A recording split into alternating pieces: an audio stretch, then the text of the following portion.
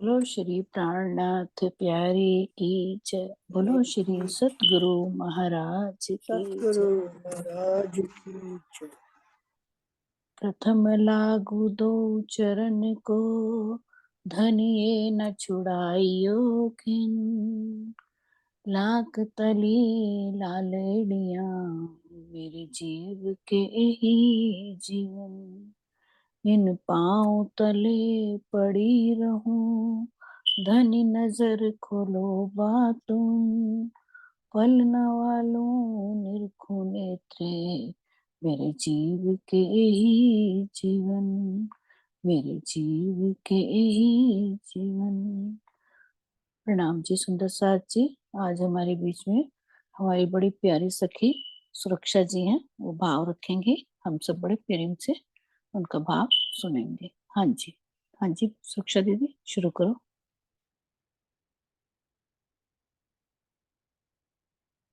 लगता है मेरी आवाज नहीं जा पा रही है। सुरक्षा दीदी हाँ शुरू करो। मम्मी शुरू करो। नेट नहीं ऑन का, मुझे नेट लगता की है प्रॉब्लम हो रही है, नेट की की। प्रॉब्लम है। चलो हाँ अमिता नीलम बहन, दीदी फिर आप ले लो। अमिता बहन को नीलम दीदी लेने आप, दो। अमिता बहन को चलो ले दो, अमिता, कल ले अमिता लेंगे दीदी आप क्योंकि ले वो लो। कल भी हाँ वेट कर अमिता, रही है, वो कल से चलो बोलते। कल ले, अमिता दीदी आप ले लो। जी हाँ, वैसे भी मैं कल नहीं रहने वाली हूँ दीदी, बाहर ओके जा ओके, ओके, रही अच्छी आप बात बोलो। है। हूँ। ठीक है। बोलो श्री प्राणनाथ प्यारे की जय। सद्गुरु महाराज की जय। पन्ना धाम की जय। सर्व सुंदर साथ की जय। शोभा निरखो युगल पिया की, नूर ही नूर भराय रे।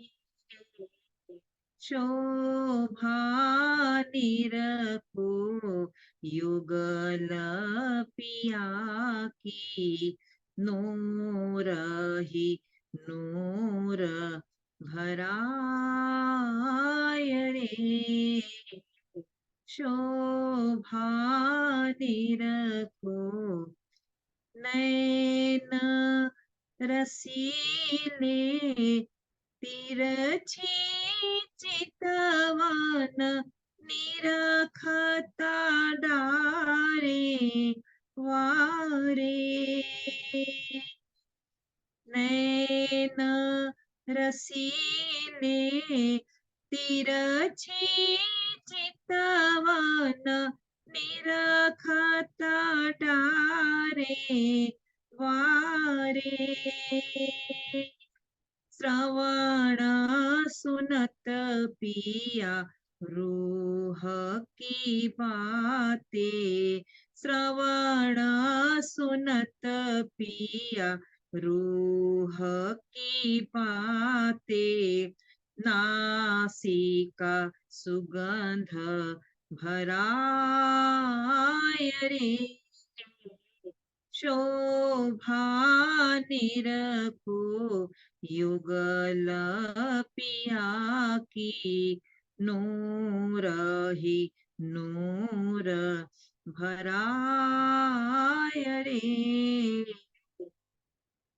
मुखता बुलली मुख मूरत, मंद मंद मुस्काए। मुखता बुलली मुख मूरत, मंद मंद मुस्काए। आधे अधूर खोले पिया बोलत। आधे अधूर खोले पिया बोलत। रूहों से करे मीठी बात रे। शोभा निरखो युगल पिया की, नूर ही नूर भराय रे। वस्त्र आभूषण सब है पूरन, सुख बिन जामे और रे। वस्त्र आभूषण सब है पूरन, सुख बिन जामे और रे। निरखी निरखी देखे जो ये आशिक, निरखी निरखी देखे जो ये आशिक, जो देखे सुख पाय रे। शोभा निरखो युगल पिया की, नूर ही नूर भराय रे। मेरी रूह नयन की पुतली, तीन पुतलियों की जो नैन रे। मेरी रूह नयन की पुतली, तीन पुतलियों की जो नैन रे। इन नैनों में राखूं पिया को, तीन नैनों में राखूं पिया को, मेरी रूह पावे सुख चैन रे। शोभा निरखो युगल पिया की, नूर ही नूर भराय रे। शोभा निरखो युगल पिया की, नूर ही नूर भराय रे। नूर भराय रे। सब सुंदर साथ के श्री चरणों में कोटि कोटि प्रेम प्रणाम जी। प्रणाम जी सुंदर साथ जी, बहुत प्यारा भाव अमिता दीदी ने रखा। शोभा युगल स्वरूप की रखो, बहुत प्यारा भाव। अब हम किरंतन की आनंद लेंगे। किरण दीदी हमारे बीच में आ गई हैं। हाँ जी किरण दीदी, आप बोलो।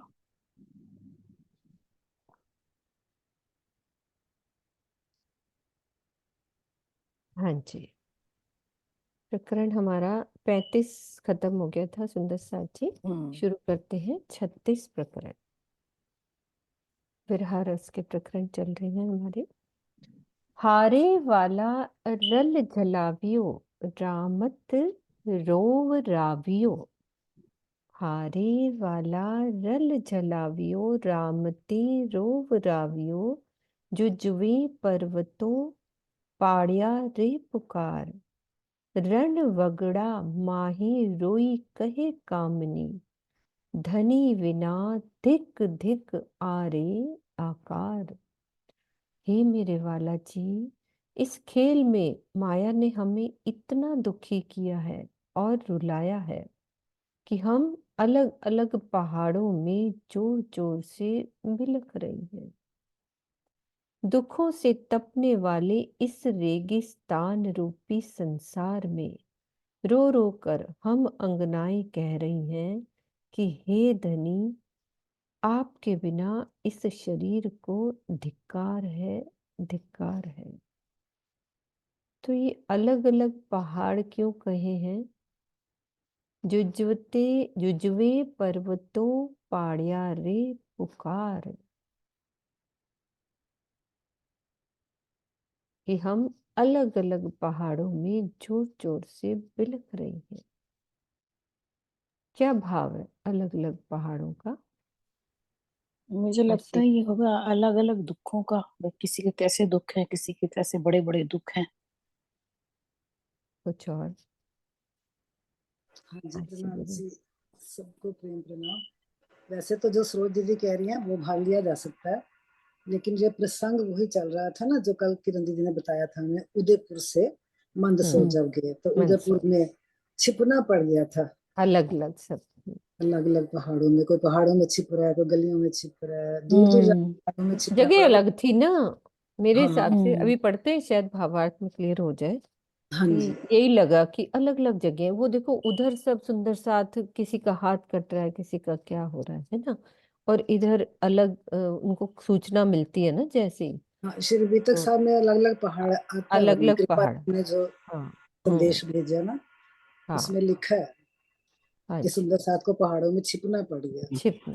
हाँ हाँ जी, जी। प्रणाम जी। उदयपुर का ही प्रसंग है। जब हम्म। कृपा राम जी पाती लेकर पहुंच जाते हैं शिव जी के पास मंदसौर में, ये हाँ वहां का जी। हाँ ये जी। है कि सुंदर साथ उस समय जब औरंगजेब की सेना हमला कर देती है आकर, तो हम्म। वहां के जो सुंदर साथ है उसके डर से कोई घाटियां उतर जाते हैं, कोई जंगलों में छुप जाते हैं जाके। और हाँ। भूखे प्यासे जब हर जगह पर तड़प रहे होते हैं, तब उनको याद आती है कि हमें शिव जी ने कहा था कि चलो यहाँ से निकल चलो, तो गए नहीं। हम्म। तो वो उस समय वो विलाप कर रहे हैं कि हमने कहना नहीं उनका माना, तो आज हम कितना जंगलों में तड़प रहे हैं, भूखे प्यासे घूम रहे हैं। तो उस समय वो अपने दर्द की वो जो हम्म। पाती है ना उसमें सारा बयां कर रहे हैं शिव जी के बिल्कुल। सामने। जो कृपा राम जी पत्ती लेकर शिव जी के पास पहुंचे, तो वो सुनता साथ की वेदना उसमें सारी मतलब शिव जी को बता रहे हैं कि ये हाल है वहां पर उदयपुर के सुंदर साथ का। बिल्कुल। ये वहां का ही प्रसंग है। हाँ जी। ठीक है। प्रणाम जी। हाँ यही है, क्योंकि बाकी इसका भावार्थ नहीं है। ठीक है। हाँ जी, जय श्री बहन कुछ कह रहे हो अलग? मैं ये पूछती हूँ, नीचे वाला जो रणवगड़ा माहे, ये रणवगड़ा माहे रोई रोई कहे काम नहीं, धनी विना धिक धिक आरे आकाश। अरे इसका आकाश। मुझे समझना है, ये समझना है। ये देखो ये कि इंद्रावती ने कहा है तो इसने क्यों ऐसा कहा कि धनी बिना धिक धिक आरे आकाश। हाँ, तो वो यही तो कह रहे हैं कि आपके बिना इस शरीर को धिक्कार है, धिक्कार। हम सब अंगनाएं रेगिस्तान रूपी दुखों से तपने वाले इस रेगिस्तान रूपी संसार में रणवगड़ा, रणवगड़ा में तो रेगिस्तान को बोला है माही, रेगिस्तान लिखा है ना, दुखों से तपने वाले इस रेगिस्तान। रेगिस्तान क्या होता है? जहाँ पानी नहीं होता है ना, वहां सब पूरा वैसे ही चाहे तो रूपी संसार, ये संसार है, ये रेगिस्तान रूपी है संसार। इसमें रो रो कर हम अंगनाएं कह रही हैं, हम अंगनाएं सभी रो रहे थे ना कि हे धनी आपके बिना इस शरीर को धिक्कार है, धिक्कार है। यहाँ ठीक है। पे भी तो हम यही घटा सकते हैं ना अब, वो ये उस समय की घटना है ना, लेकिन इस यहाँ पर भी हम यही घटा सकते हैं। भी राज्य के बिना हम मतलब अब नहीं दिखाई दे रहे, तो हम भी तड़प तड़प के रोए यहाँ पर। सुनीता दीदी। सही। ये प्रसंग तो सुंदर साथ जी वहीं का है इस चौपाई में, लेकिन आज के परिप्रेक्ष्य में हमें क्या करना है, ये इस चौपाई में हम्म। ये दिखाया दिखाया जा रहा है कि अलग अलग पहाड़ों का क्या मतलब है, कि कोई कहीं पे है, कोई किसी देश में है, कोई विदेश में है, कोई कहीं है, लेकिन हर रूप बिलख रही है जोर जोर से। कि धनी हम्म। मतलब वो दुख है, माया का दुख नहीं है, माया के दुखों के लिए नहीं बिलख रही है अब हम्म। वो चाह रही है मुझे धनी क्यों नहीं मिल रहे हैं। तो अलग अलग पहाड़ों से मतलब यहाँ पे अब जानने के प्रमाण में अलग अलग देशों से है, अलग अलग स्थानों हम्म। से है, लेकिन आत्म मिलक रही है कि मुझे अब धनी क्यों नहीं दिखाई दे रहे, धनी के दर्शन क्यों नहीं हो रहे हैं। ये विलखना है इस संसार को, क्योंकि अब पता लग गया वाणी से ये संसार नश्वर है, ये रेगिस्तान की तरह है। और अब रूह आत्म तड़प रही है कि मुझे धनी आपका दीदार चाहिए ही चाहिए, ये यहाँ पे तड़पना है। लेकिन आपके बिना इस शरीर को धिक्कार है, ये तो इंद्रावती जी कह रही है अपने आप को धिक्कार करते हुए। तो हम तो बड़े मजे में रह रहे हैं सुंदर साथ जी, हमें भी तो अपने शरीर को धिक्कारना चाहिए ना कि धनी का दीदार नहीं हो पा रहा, तो कहाँ कमी आ रही है? कहीं तो कुछ कमी है ना। इंद्रावती को तो हो गया, तब भी वो धिक्कार रही है अपने जीव को। तो हमें अब देखना है कि कहाँ पर कमी रह गई है, जो हम धनी आपका दीदार नहीं मैं कर पा रही हूँ इन नेत्रों से। तो आज के परिप्रेक्ष्य में ये चौपाई हमारे ऊपर भी सिद्ध होती है। बिल्कुल। वेदना विखम रस लीधा, अमे विरह तना, हवे दीन थई कहूं वारंवार। सुपनमा दुख सया घना रासमा, जागता दुख न सहवाए लगार। हे धनी, आपके विरह में हमने असहनीय कष्टों का अनुभव किया। ठीक है। हम दीन यानी कि यतीम, दीन किसको कहते हैं? जिसके पास कुछ भी ना हो। इसीलिए कहा है कि हवे दीन थई, जिसके पास कुछ नहीं होता ना, वो कह रहे हैं कि हम दीन होकर आपसे बारंबार ये बात कह रही हैं कि स्वप्न के ब्रह्मांड में सुपनमा, स्वप्न का ब्रह्मांड, पहली बार जब हम आए तो क्या हुआ? या ब्रिज में आए थे जब हम, तब विरह सहा 52 दिन का, 52 दिन तक विरह का कष्ट देखा। ठीक है। और दुख सया घना रासमा, अब घना क्यों कह दिया? उससे भी अधिक विरह का कष्ट रास में अंतर ध्यान लीला में देखा। किंतु इस जागनी के ब्रह्मांड में जागृत हो जाने पर थोड़ा भी विरह का कष्ट नहीं सहा जाता।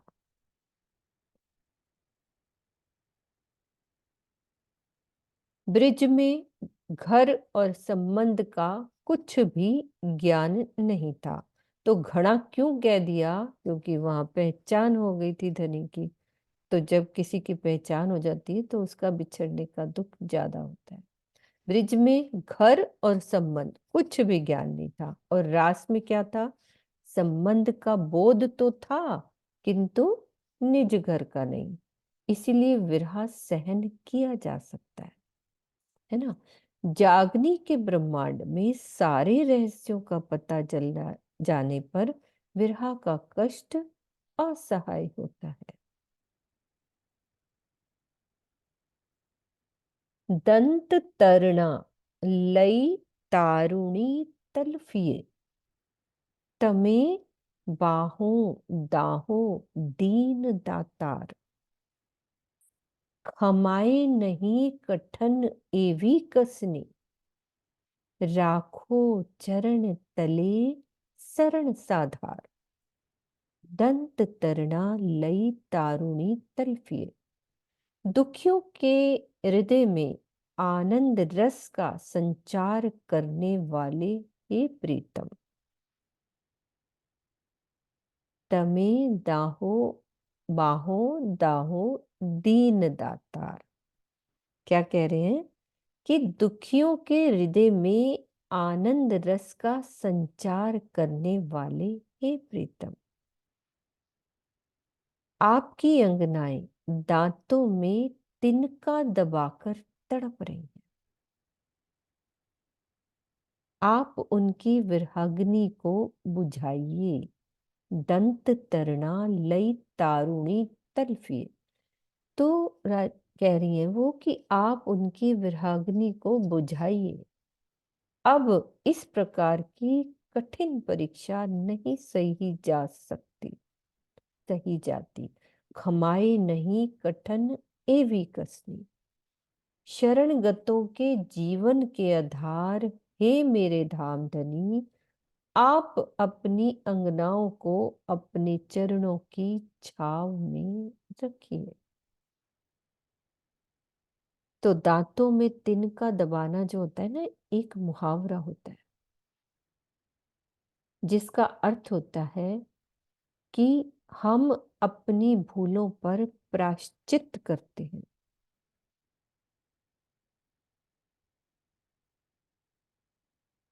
हमारे पास अब आपके प्रति बोलने के लिए कोई भी शब्द नहीं है। हम दुख या सुख में धनी से कितना प्रेम करते हैं, यह हमारे लिए एक बहुत बड़ी कसौटी है। ये शिक्षा है हमारे लिए इस चौपाई से, कि सुख में कितना धनी से प्रेम करते हैं या दुख में। ये एक कसौटी है।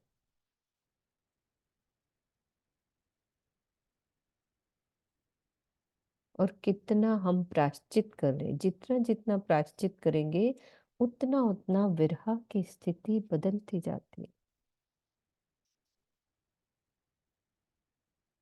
फिर जब प्रायश्चित करते हैं तो क्या धनी से अर्जी करते हैं, हवे हार्या हार्या हूं कहूं वार केटली, राखो रोतियो करो निर्मल नार, कहे श्री महामती महबूब मारा धनी, आरे अर्ज रखे हासीमा उतार।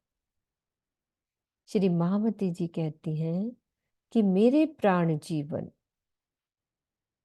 महबूब मारा धनी, अब मैं इस बात को कितनी बार कहूं कि मैं हार गई।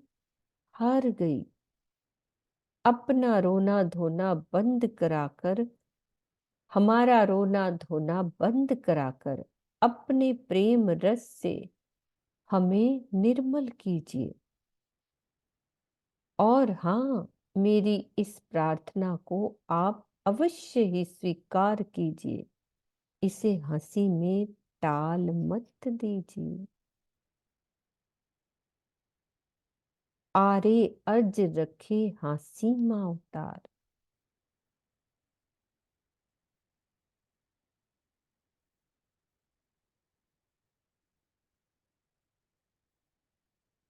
प्रकरण 36 चौपाई 440।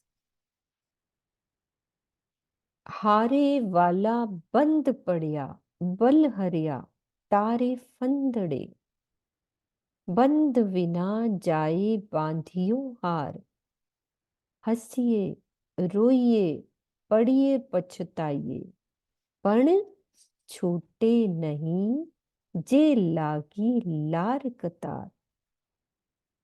हे वाला जी, आपके द्वारा इस खेल के फंदे में आने से हम माया के बंधनों में फंस गई है। हारे वाला बंद पड़िया बल हरिया तारे फंदड़े, अब हमारी सारी शक्ति, कौन कौन सी शक्तियां होती हैं? ज्ञान की शक्ति, प्रेम की शक्ति, विवेक की शक्ति, अब हमारी सारी शक्तियां क्षीण हो गई हैं। देखने में कोई प्रत्यक्ष बंधन तो नहीं दिखाई पड़ता, लेकिन सभी अंगनाएं पंक्तिबद्ध होकर किसी न किसी रूप में माया से बंधी हुई हैं। बंद बिना जाए बांधियो, हार होता है ना पंक्ति, जैसे बताया पंक्तियों में, अभी और क्लियर करेंगे कि पंक्तिबद्ध होकर किसी न किसी रूप में माया से बंधी हुई है। इससे निकलने के लिए कोई कितना भी रोए, कितना भी हंसे या कितना भी पश्चाताप करे, लेकिन माया का बंधन ऐसा विकट है कि छूटता ही नहीं है। इसमें फंसते जाने वालों की लंबी पंक्तियां लगी हुई हैं।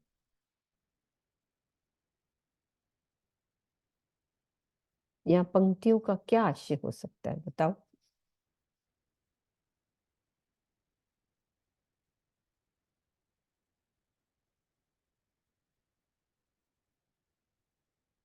क्या हो सकता है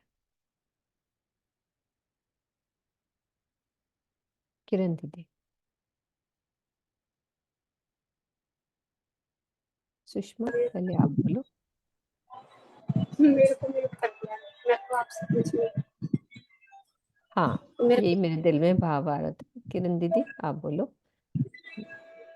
हाँ सुषमा, आपकी आवाज आ रही है पीछे से, थोड़ा बंद कर लो। हाँ किरण दीदी,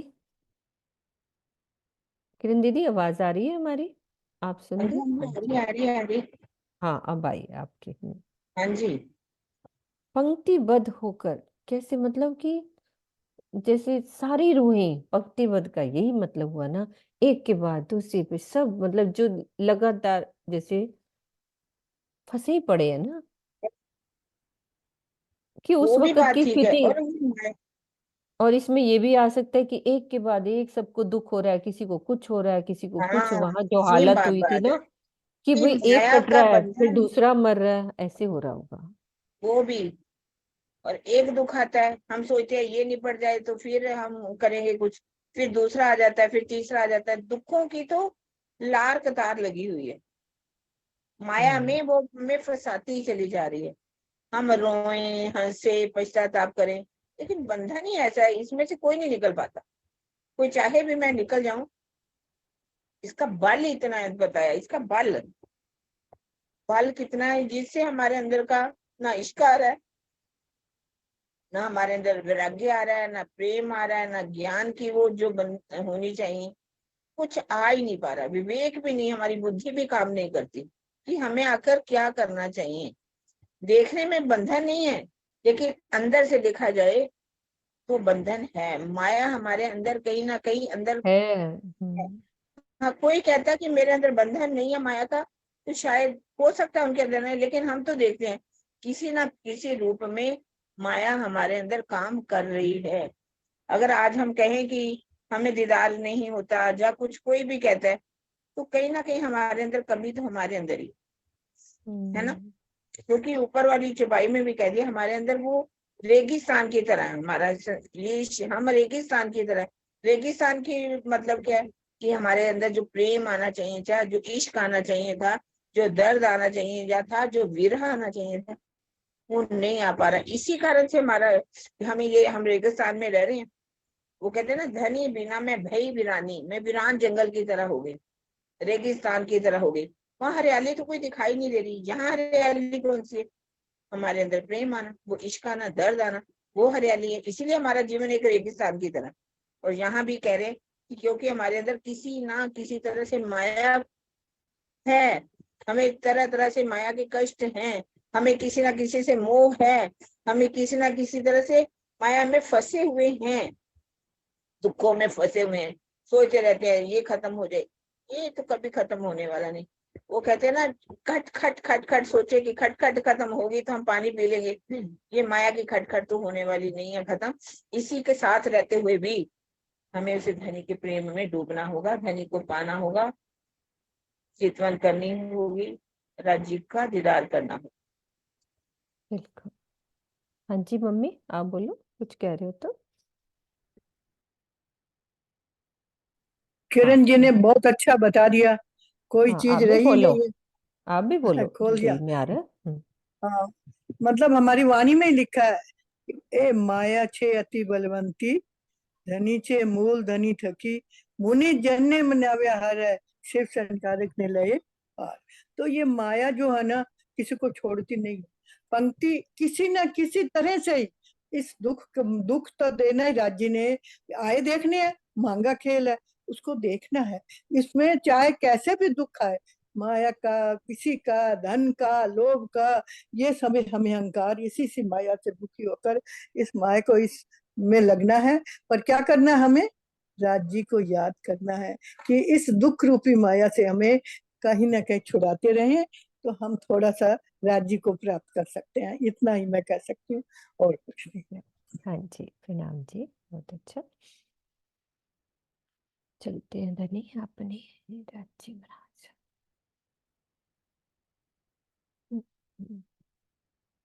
जहर चढ़ियो हाथ पांव झटकतियो, सर्वा अंग साले कोई सके न उतार, समरथ सुख थाए साथ ने तत्क्षण, गुणवंता गारुड़ी जहर तेहने तेणी विधे जार। जिस प्रकार जहर चढ़ियो हाथ पांव झटकतियो। वामती जी कह रही कि जिस प्रकार किसी व्यक्ति के शरीर में जहर फैल जाने पर उसके सभी अंगों में पीड़ा होने लगती है। हाथ पांव झटकतियो सर्वा अंग साले कोई सके न उतार। जब पीड़ा होने लगती है तथा वो अपने हाथों और पैरों को पटकने लगता है। जब जहर चढ़ जाता है ना, उसी प्रकार हे धनी हमारे इन तनों में भी माया का जहर फैल गया है, जिससे हम दुखी हैं। इस माया के जहर को कोई भी अन्य व्यक्ति उतारने में समर्थ नहीं है। जैसे कोई गुणवान ओझा अपने मंत्र बल से जहर को उतार देता है ना। समर्थ सुख थाई साथ ने तत् के लोग उदाहरण दे रहे कि जैसे कोई गुणवान ओझा अपने मंत्र बल से जहर को उतार देता है, उसी प्रकार आप ही तारतम वाणी के रस से हमारे विष को उतारने में समर्थ है। तो हे प्राण वल्लभ, हमें इसी क्षण विष से रहित कर दीजिए, ताकि हम सभी आनंद में मग्न हो जाएं। इसी क्षण विष से रहित कर दीजिए। इसमें क्या हुआ था, कैसी अर्जी करी थी इंद्रावती जी ने, इसका क्या राज्य से अर्जी करी थी उन्होंने?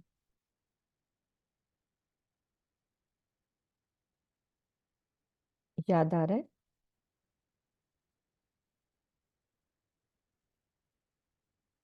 क्या किया था? इसी क्षण विष से रहित कर दीजिए, ताकि हम सभी आनंद में मग्न हो जाएं।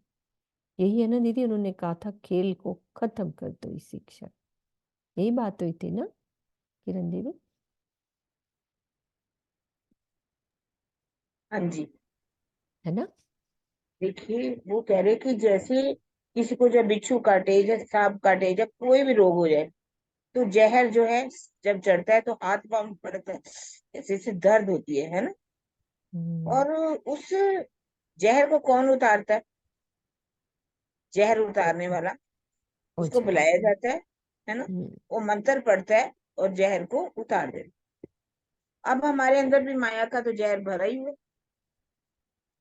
हम कहे कि माया नहीं है, यदि हमारे अंदर माया ना होती तो हमारा दिल इतना पवित्र हो जाता, कोमल हो जाता, और हम ये कह देते कि हमें राज्य का दीदार हो गया, तो माए सब आई है, जब हमें सब कुछ मिल गया।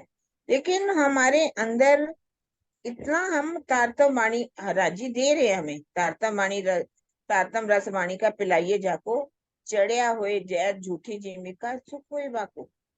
कह रहे कि राजी आप भी ओझा बन जाइए, जैसे ओझा जो है वो मंत्र पढ़ के जहर को उतारता है। आप हमारे अंदर के माया के विष विकार जो भरे हुए हैं, उनके जहर को आप ही उतार सकते हैं, क्योंकि राजी ही इस जहर को उतारेंगे। आज कोई भी कहे कि हमारे अंदर माया का जहर नहीं है, माया का जहर हम तड़फ रहे हैं। हमें तड़फना राज्य के लिए चाहिए, पर आज हर कोई तड़फ किसके लिए रहे? माया के लिए तड़फ, है ना। माया का जहर तो सबको चढ़ा हुआ है, हाथ पैर मार रहे हैं, इधर से आए इधर से आए, इधर से पैसा आ जाए इधर से आ जाए, कैसे भी हो माया के कष्ट भी सहन कर रहे हैं, माया के दुख भी आ रहे हैं, शरीरों में दुख भी हो रहे हैं, और हाथ पैर मार रहे हैं हम। जब तक ये माया का जहर हमारे अंदर से नहीं निकलेगा, हमारा दिल कोमल नहीं होगा, हमारे अंदर प्रेम नहीं आएगा, हमारे अंदर वैराग्य नहीं आएगा, हमारे अंदर जो एक आना चाहिए रस धनी का आनंद आना चाहिए, वो नहीं आ पा रहा। अब अगर राज्य चाहे तो एक पल के लिए हमारे माया के जहर को उतार सकते हैं और अपने शरबते दीदार, कोमल दीदार दे करके हमें इस माया के रस को निकाल करके अपने प्रेम में हमें डुबो सकते हैं। ये राज्य के हाथ में है, क्योंकि वही हो जाए हमारे लिए, और तो कोई नहीं। सखीरी आत्म रोग बुरो लाग्यो, जाको दारू ना मिले तभी, चौदे तबक में ना पाइए, सो हुआ हाथ हकबी। पर वो रोग हमें लगना चाहिए। 14 लोगों के इस ब्रह्मांड में आत्म रोग को मिटाने वाला कोई वैद्य नहीं है, और एक राज्य ही है हमारा। वो ही, यदि वो आत्म रोग हमें लग गया तो इस जहर को वो ही उतार सकते हैं, अपना दीदार दे करके माया का जहर हमारे अंदर से उतर जाए। बिल्कुल। तो भावार्थ में बता रहे हैं कि हाथ पांव पटकना एक मुहावरा जिसका अर्थ होता है व्याकुलता प्रकट करना। यहाँ ये कथन इसी संदर्भ में प्रकट हुआ है कि जिस प्रकार विष से व्याकुल व्यक्ति विष न उतर पाने पर अपने हाथों और पैरों को झटकने लगता है, उसी प्रकार माया के विष कौन कौन से हैं? हमारे अंदर कौन कौन से विष हैं माया के? हमें काम, क्रोध, लोभ, मोह, अहंकार और ईर्ष्या ये भरा पड़ा है। तो व्याकुल सुंदर साथ, उसी प्रकार माया के विष से व्याकुल सुंदर साथ प्रायश्चित के रूप में अपने हाथ पांव पटक रहे हैं। तो बेहद वाणी प्रकरण 31 में माया के विष को उतारने के संबंध में क्या कहा गया है? हमारा विष कैसे उतरता है? तारतम रस बानी कर पिलाइए जाको, जहर चढ़िया होए जिमी का, सुख होवे ताको।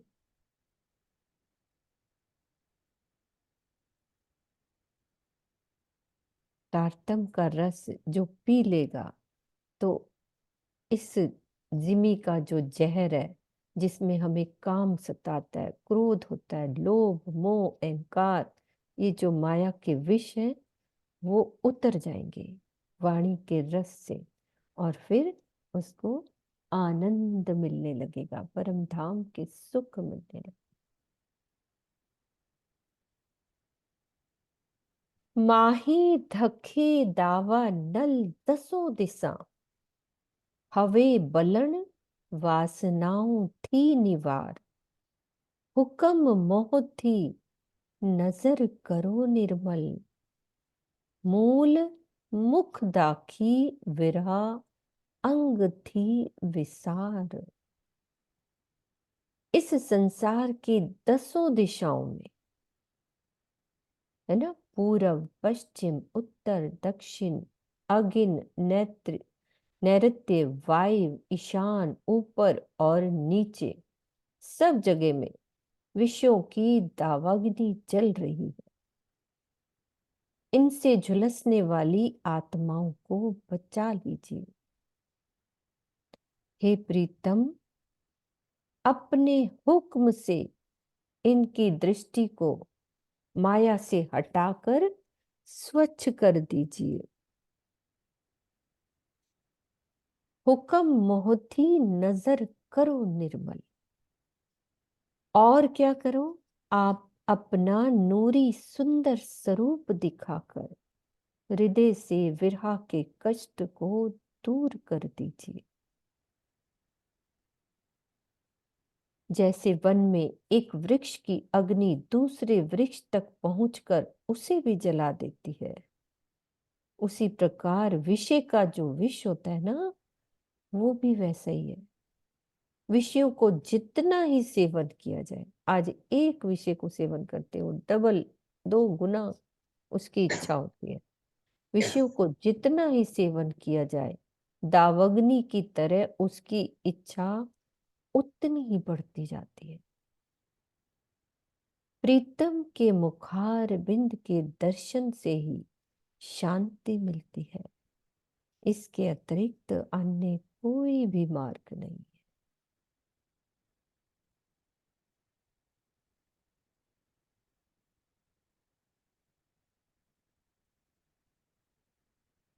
छल मोटे अमने अति छेतरिया,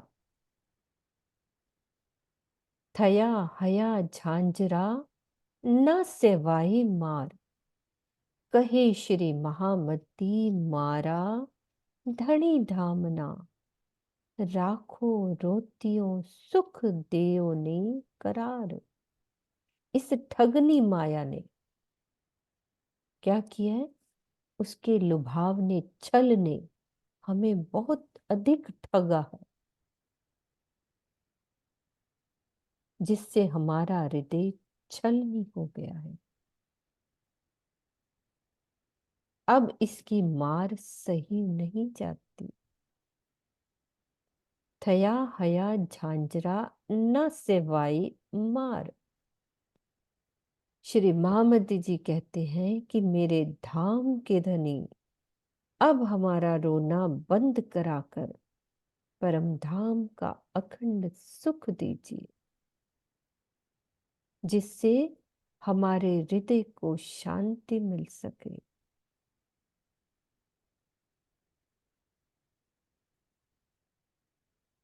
प्रकरण 37 चौपाई 444। केम रे झंपाए अंग ए रे झलाओ, वली वली वाद्यो विख विस्तार, जीव सिर जुलम कीधो फरी फरी, हठियो हरामी अंग इंद्री विकार। तो महामती जी कह रहे हैं कि हे मेरे धामधनी, हृदय में उठने वाली विरह की लपटों को कैसे बुझाएं? केम रे झंपाए अंग ए रे झलाओ। माया के विष का विस्तार तो दिन पर दिन बढ़ता ही जा रहा है। वली वली वाद्यो विक विस्तार।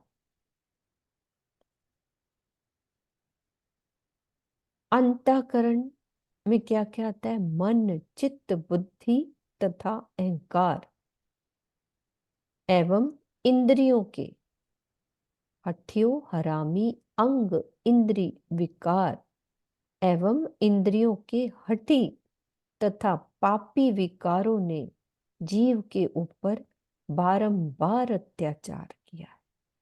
तो इसका क्या मतलब है? कैसे हठी हो जाती है इंद्रियां? कैसे हठी होती है हमारे ऊपर? हम रोज महसूस करते हैं कि क्या क्या होता है हमारे साथ। बार बार अत्याचार करती है ये इंद्रियां। एक खत्म होती है, फिर दोबारा से फिर से जोर पड़ता है। बताओ कैसे कैसे करती है, कैसे अत्याचार होता है हमारी इंद्रियों का। हठी मतलब जिद्दी होती है ना। चलो अब मैं ऐसे तंग करती हूँ हमारी इंद्रियां।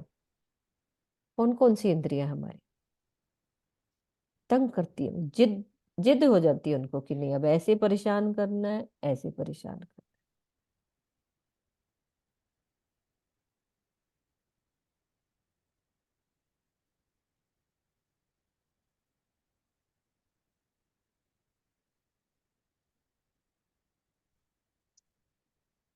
बताओ।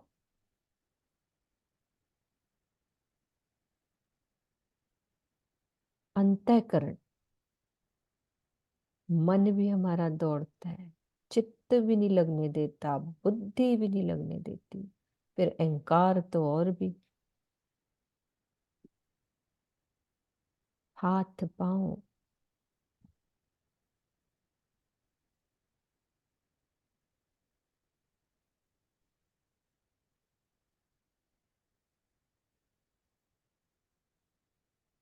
बताओ दीदी। उनके साथ बताओ जी कोई। मतलब एक तो ये तो रोज की दिनचर्या में सुंदर सा जी जितना बोलेंगे ना उतना जैसे होता है ना अपने आप को कचोड़ा अपना क्या जाता है। विचार बताइए जो भी आपके दिल में आता है। मतलब ये तो बोलेंगे नहीं तो हमारे को और रोज हमारे ऊपर ये काम इंद्रियां करती हैं। करती हैं, हठी होती हमारा है। अंतःकरण भी हमें हरा रहा है, हमारी इंद्रियां भी हमें अपनी तरफ खींच रही है। हाँ जी प्रीति। प्रणाम जी दीदी। दीदी सबसे पहले तो हमारी जीवा भी करती है ना कि वैसे तो हमें सात्विक आहार लेना चाहिए, किंतु वो उल्टी दूसरी चीजों की तरफ भागती है। इसी तरह से हमारा मन है, बुद्धि को हमें वाणी पढ़ने की तरफ लगाना चाहिए, किंतु वो भागती है विषय विकारों की तरफ, दूसरी तरफ की हमें कोई निंदा चुगली देखने करने को मिल रही है वो सुनेंगे। कान भी हमारे इस तरह से उल्टे सीधे चलते हैं, जबकि हमें सुननी चाहिए वाणी चर्चा, लेकिन जहां निंदा रसरा होगा सबसे पहले कान उधर ही चले जाएंगे। तो ये भी तो एक तरह का भी यही हुआ ना, अत्याचार इंद्रियों का हमारे ऊपर। बिल्कुल प्रणाम जी। बिल्कुल। हाँ जी, बिल्कुल ठीक बताया आपने।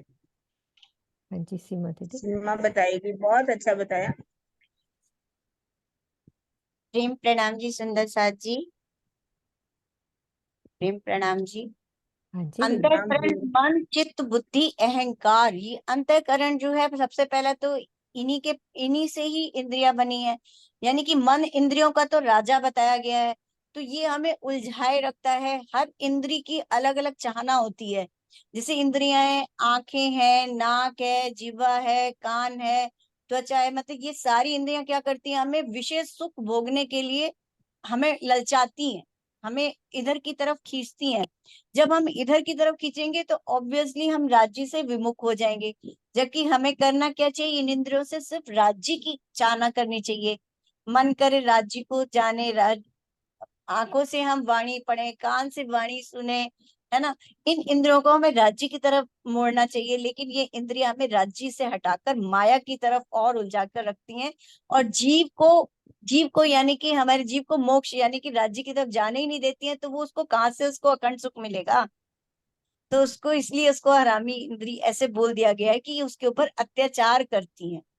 जीव को शांति नहीं लेने देती। जो सच्चा सुख उसे मिलना चाहिए, उस सुख से उसे विमुख करती है, उसे दूर करती जाती बहुत अच्छा है सीमा, बहुत बढ़िया बताया। है। प्रणाम जी। बिल्कुल। प्रणाम जी सीमा। ठीक है। अंतःकरण तथा इंद्रियों के बिना जीव कोई भी कार्य नहीं कर सकता। इनके अंदर उत्पन्न होने वाले विकारों से ही वो माया के बंधन में फंस जाता है, अन्यथा अपने मूल रूप में वह मात्र तृष्णा है। इन्हीं की वजह से सब होता है। झांप झलाओ हवे उठतियो अंग थी, सुख शीतल अंग अंगना ने ठार, बाल्या वली वली ए मन एक बुद्धे, बाल्या वली वली ए मन एक बुद्धे, कम सील काम का कराव्या करतार। हे धनी, आप हमारे हृदय से उठने वाली विरह की अग्नि की लपटों को बुझा दीजिए और क्या करो, अपने प्रेम का शीतल सुख देकर अंगनाओं के हृदय को पूर्ण रूप से तृप्त कर दो। अंग अंगना ने ठार की तृप्त कर दो। कुबुद्धि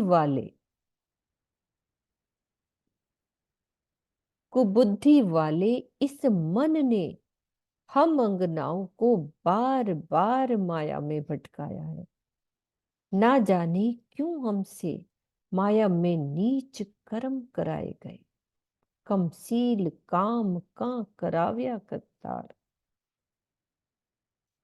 करतार शब्द का उपयोग यद्यपि अक्षर अक्षरातीत के लिए होता है, किंतु प्रश्न ये होता है कि क्या अक्षरातीत भी अपनी आत्माओं से खोटे कर्म करवा सकते हैं? कदापि नहीं। इस चौपाई में करतार शब्द संबोधन है। यजुर्वेद में कहा गया है कि यस्मान ऋते किंचन कर्म क्रियते, अर्थात जिस मन के बिना कोई भी कार्य नहीं होता। स्पष्ट है, जिस मन को बार बार माया में फंसाने वाला कहा गया है, उसने ही ब्रह्म सृष्टियों के जीवों से खोटे कर्म करवाए, जिसका दाग ब्रह्म सृष्टियों के नाम के साथ जुड़ गया, इस मन ने कराया। गुण पख इंद्री वस करी अबलीस ने, उसी की चुपाई से रिलेटेड है। अंगना अंग थाप्यो धई धिकार, अर्थ उपले एम कहवायो वासना, परी एणे वचने दीधी फिटकार। इबलीस ने, अबलीस ने क्या किया है, हमारी इंद्रियों, ज्ञानेंद्रियों तथा कर्मेंद्रियों, और पख क्या होते, गुण पख इंद्री, ठीक है। पख क्या होते हैं, जागृत स्वप्न एवं सुषुप्ति।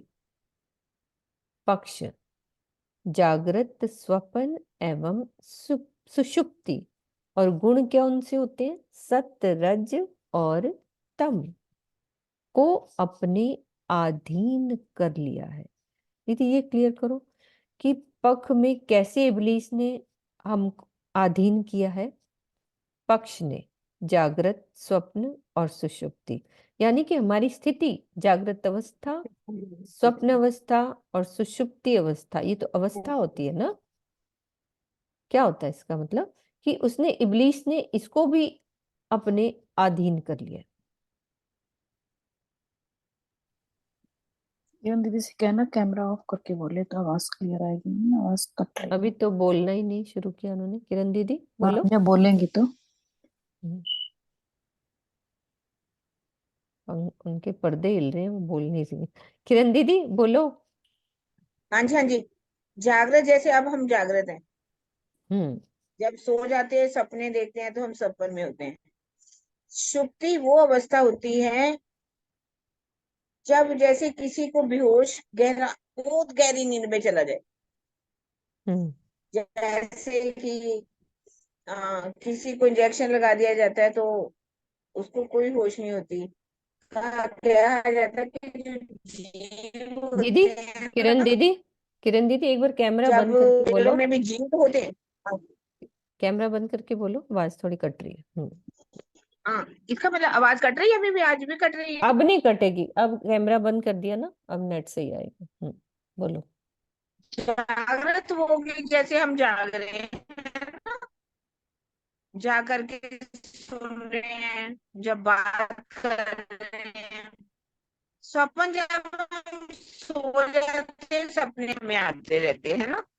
दीदी अच्छी तरह क्लियर नहीं होगा, इनको और थोड़ी सी जगह सुषुप्ति चेंज वो करिए। अवस्था होती है, कोई आए सांप काट चला जाए लेकिन हमें बिल्कुल भी होश ना रहे। जैसे कि डॉक्टर जो है वो बेहोशी का टीका लगाते हैं ना, तो उसको कोई होश नहीं रहती, उसका शरीर काट बांट दो, है ना। तो वो अवस्था होती है सुषुप्ति की। जैसे कि पेड़ है ना, पेड़ों में भी कहा जाता है कि जीव होते हैं, लेकिन जीव जो है कौन सी अवस्था में होते हैं, सुषुप्ति अवस्था में होते हैं। उनको कोई दुख नहीं होता, कोई कष्ट नहीं होता। तो वो कह रहे हैं ये पक्ष जो है, ये पक्षों की बात की, हमारी इंद्रियां, ज्ञान इंद्रियां, कर्म इंद्रियां और पक्ष, चाहे हम जागृत अवस्था में है, चाहे स्वप्न में है, चाहे सुषुप्ति में है, तो ये जो माया है वो क्या कर रही है, हमें, इन्होंने अपने अधीन कर रखा है। हमें तीन गुण हमारे, सतोगुण, रजोगुण और तमोगुण, इसने इस अबलीस ने, मन ने, जिसको मन कहा गया है, सबको जीत रखा है। हमारी इंद्रियों को भी जीत रखा है, हमारे पक्षों को भी जीत रखा है, हमारे गुणों को भी जीत रखा है, अपने अधीन कर लिया है। माया के अधीन है हम पूरी तरह से। और विशेष रूप में हर चीज के में काम कौन करता है, हमारा मन ही तो करता है। मन राजा है जो। है ना। मन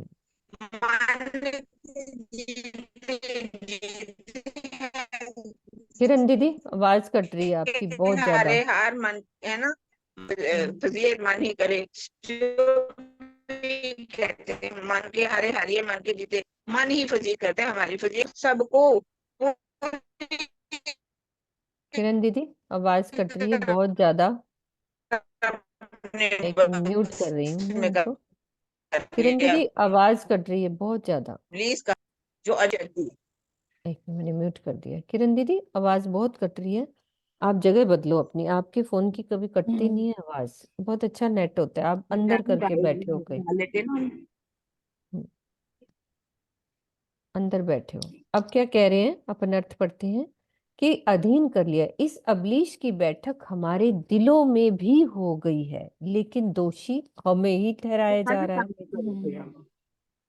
यद्यपि बाह्य अर्थों में तो हमें ब्रह्मसृष्टि कहा जा रहा है, किंतु इन शब्दों की शोभा देकर एक प्रकार से हमें लज्जित ही किया जा रहा है ना। हम ब्रह्मसृष्टि हैं, लेकिन हमारे मन को, सबको इब्लीस ने, और दोष किसको लग रहा है? आपके घर में लज्जित। नेट अच्छा नहीं है? हाँ जी दीदी, म्यूट कर लो, आपकी आवाज कट रही है बहुत ज्यादा। तो भावार्थ गति परंपरा में इब्लीस का अर्थ होता है वह शक्ति जो रूह को अल्लाह ताला से दूर करने का प्रयास करे। वैदिक परंपरा में इसे कलयुग कहा गया है, जिसका तात्पर्य होता है अज्ञान रूपी अंधकार। मन में क्या होता है? अज्ञान या तमोगुण का अंधकार छा जाने पर वो चंचल हो जाता है, जिससे भक्ति दूर हो जाती है। खुलासा में भी कहा है, वेदे नारद कहो मन विष्णु को, जाको सराप्यो प्रजापति। कते परंपरा में जिस प्रकार अजाजील के मन की शक्ति इबलीश है, उसी प्रकार वेद परंपरा में विष्णु के मन का रूप क्या होता है? नारद होता है। मतलब कतेब का भी बता दिया और वेद का भी। वस्तुतः ये ऐतिहासिक प्रसंग न होकर अलंकारिक है। पौराणिक मान्यता में नारद जी को ब्रह्मा जी के श्राप वर्ष सर्वत्र भ्रमण करते हुए दर्शाया गया है, ऐसे ही दिखाते हैं ना। किंतु ज्ञान का प्रकाश मिलने पर नारद जी को वीणा के साथ आराधना और ध्यान करते हुए भी दिखाया गया है। तात्पर्य ये है कि मन में अज्ञान या तमोगुण आने पर परमात्मा से, जो मन होता है ना, उसमें अज्ञान और तमोगुण आ जाता है तो वो परमात्मा से दूर हो जाता है, तथा ज्ञान आ जाता है और सात्विकता आ जाती है तो वो परमात्मा की ओर चला जाता है। तो मनहा एवं मनुष्याणा बंधन मोक्ष कारणम, मन ही मनुष्य को बंधन में डालता है। ये जो मन है ना, ये मोक्ष नहीं करने देता, ये मोक्ष में ये कारण है मन सिर्फ। और कत्ते परंपरा में नमाज के समय इब्लीस के डर से तलवार रखने की बात तो नादानी है। ये लोग क्या करते हैं, अपने पास तलवार रखते हैं कि ये कहीं से आएगा तो इसको हम मार देंगे। इब्लीस, इब्लीस अर्थात मन के अंदर क्या होता है? इब्लीस का मतलब क्या होता है कि मन के अंदर के तमोगुण को हटाना ही इब्लीस को मारना है। इब्लीस को देहधारी नारद मानना अनुचित है। वो क्लियर कर दिया उन्होंने भावार्थ में कि कैसा मन का क्या काम होता है, क्या क्या ग्रंथों में उसको कहा गया, वेद में क्या कहा गया, कटेल में क्या कहा गया। माहिले मायने जोपे ज्यारे जोइए, त्यारे दीधी तारुणी तन तचकार। कल कली श्री महामत कहे हो कंथ जी, एवा स्यारे दोष अंगनाओं न आधार। यदि अंदर के भावों से देखा जाए, माहिले मायने जोपे जारे जोइए, तो यह स्पष्ट होता है कि आपने हम अंगनाओं को इस माया में भेजकर शरीर काटने जैसी पीड़ादायक सजा दी है। त्यारे दीधी तारुणी तन तचकार। बिलखती हुई श्री महामती जी कह रही हैं कि हे प्राणाधार प्रीतम, इसमें हम अंगनाओं का क्या अपराध है? कलकली महामती कहे हो कंथ जी, एवा स्यारे दोष अंगनाओं न आधार। तो दृष्टव्य में कह रहे हैं कि अक्षरातीत किसी भी प्रकार, मतलब उन्होंने कहा है, वो कह रहे हैं कि किसी भी प्रकार पीड़ा नहीं दे सकते। पीड़ादायक सजा पाने की बात केवल प्रेममयी उल्हाने के रूप में कही गई है। जैसे किसी से प्यार करते हैं ना, तो ये बात जैसे होता है ना, खींच के कही जाती है, जबकि धनी किसी को दुख नहीं दे सकते। ये तो गलती थी ना, हम धनी की बात नहीं मानते, तब ये दुख आते। ठीक है सुंदर साथ जी, किसी के मन में कोई बात है तो करते, नहीं तो यहीं पे चुपाई धराएंगे।